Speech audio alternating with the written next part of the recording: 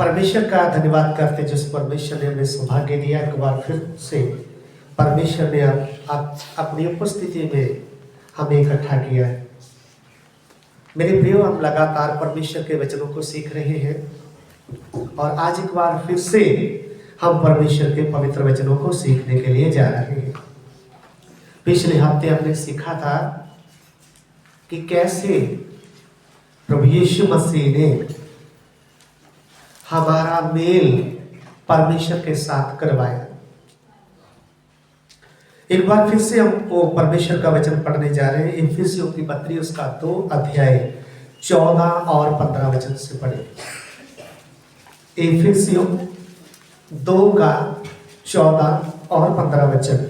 क्योंकि वही हमारा मेल है, क्योंकि वही हमारा मेल है, जिसने दोनों को एक कर लिया। जिसने दोनों को एक कर दिया। मैंने आपको बताया था कि प्रभु यीशु मसीह ने कैसे दोनों को एक किया, पापी मनुष्य और परमेश्वर का कैसे मेल करवाया। जी, क्योंकि वही हमारा मेल है, जिसने दोनों को एक कर दिया जी, और अलग करने वाली दीवार को जो बीच में थी ढा दिया। अलग करने वाली दीवार को जो बीच में थी, पापी मनुष्य और परमेश्वर के बीच में जो पाप था, उस दीवार को गिरा दिया। जी, और अपने शरीर में बैर अर्थात वह व्यवस्था जिसकी आज्ञाएं विधियों की रीति पर थी, मिटा दिया। ध्यान से सुने, मिटाने का अर्थ सुने ध्यान से। वह व्यवस्था जिसकी आज्ञा और विधियों के अनुसार थी, उसको खत्म किया, समाप्त किया। इसका क्या अर्थ है? तो ध्यान से सुने। व्यवस्था परमेश्वर ने जब आदम को बनाया था तभी से दे दी थी, क्योंकि व्यवस्था में 4 बातें मैंने आपको बताई थी। सबसे पहली है आज्ञा, उसके बाद नेम यानी कानून, तीसरा विधियां, चलना कैसे, तरीका, चौथा न्याय, और न्याय के साथ ही अनंत काल के लिए पापी मनुष्य नरक की आग में चला जाता है। इससे छुड़ाने के लिए परमेश्वर खुद स्वयं मनुष्य का रूप धारण किया, क्योंकि पापी मनुष्य को पापी मनुष्य छुड़ा नहीं सकता था। इसलिए पाप से छुड़ाने के लिए पवित्र परमेश्वर को आना जरूरी था। इसलिए मनुष्य का रूप धारण किया, कवारी मरियम से पैदा हुआ, नेम विधियों के अनुसार, क्योंकि उसके बारे में बोला गया था मसीहा आएगा।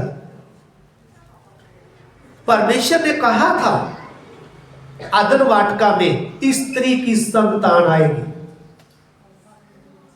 जिशाया ने कहा था कवारी गर्भवती होगी।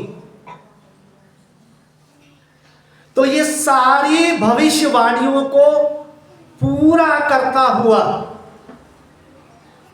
मीका नबी की भविष्यवाणी बैतलहम में आएगा, ये सब भविष्यवाणियों को पूरा किया। परमेश्वर मनुष्य बनकर बैतलहम में आया। उसके बाद मनुष्यों की तरह इस संसार में रहा, खाया पिया चला, मनुष्य के दुख दर्द सबको समझा, और फिर सारी मनुष्य जाति के पाप को उठाया। क्योंकि परमेश्वर की व्यवस्था में क्या है, जो पाप करेगा वो मरेगा। अब पाप उठाकर जो गतसमनी वाटिका में लड़ रहा था और पसीना खून की तरह बूंद बूंद बनकर निकल रहा था, ये वो था कि पाप के साथ जब प्रभु यीशु लड़ रहा था तो पाप कितना भयानक है।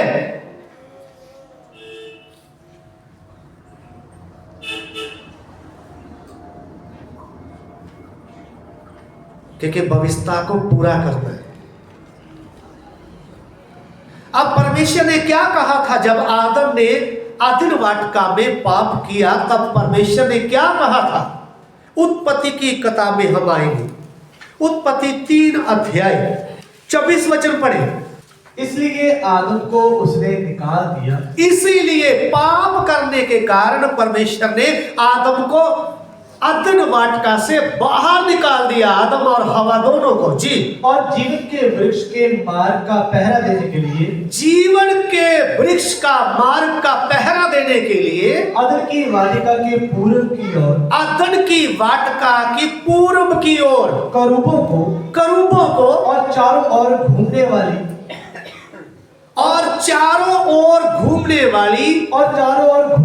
ज्वालामयी तलवार को रखा था। ध्यान से सुने।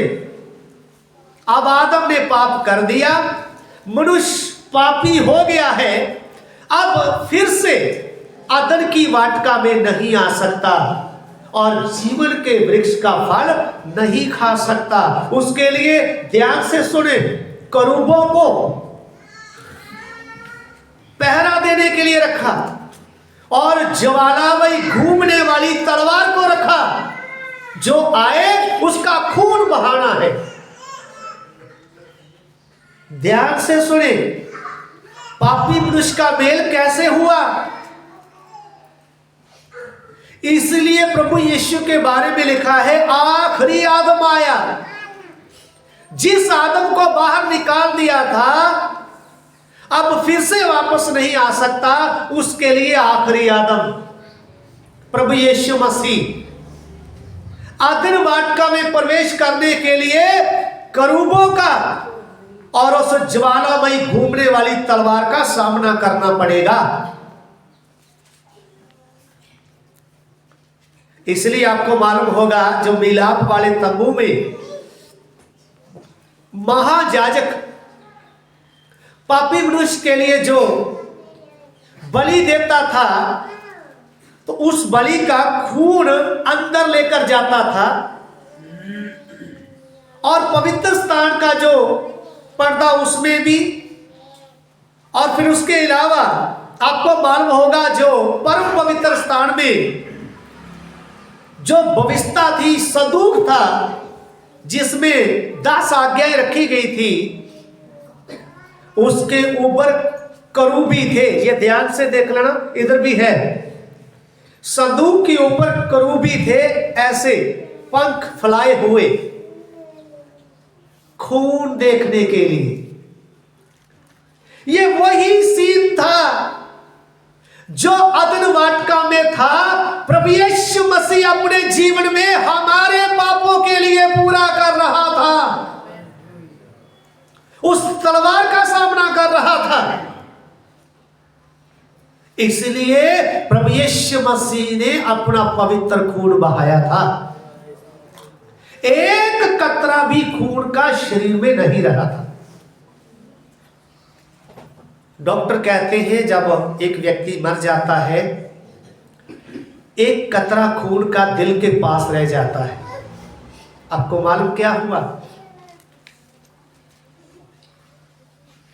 जब वर्षा इधर लगा था, नेजा लगाया गया था, तब वो आखिरी कतरा खून का बाहर निकलाया था पानी के साथ।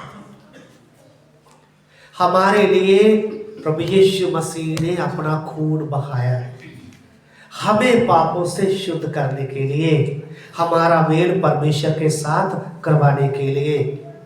प्रभु यीशु मसीह ने अपने शरीर के द्वारा उस भविष्यता को, आज्ञा को, नियमों को, विधियों को पूरा किया है। लेकिन ध्यान से सुनना, प्रभु यीशु मसीह ने हमारे लिए पूरा कर दिया है, लेकिन अगर फिर से हम पाप के गुलाम हो जाएंगे तो व्यवस्था आज भी है, न्याय आज भी है,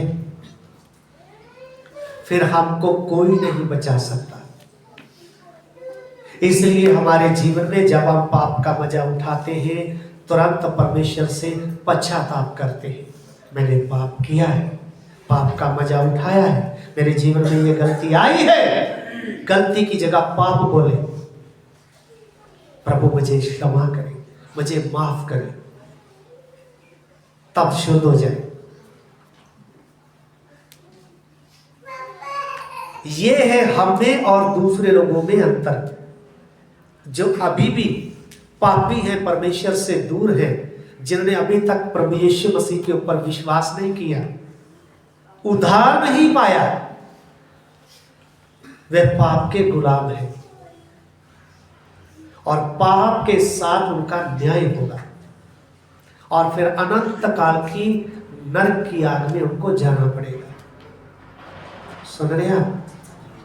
तो ये इतना काम आसान नहीं था कि पापी मनुष्य का मेल परमेश्वर के साथ आसानी से हो जाए। इसके लिए प्रभु यीशु ने कीमत दी है, हमारे लिए खून बहाया है। इसलिए इसकी गंभीरता को समझे कि पाप कितना भयानक है।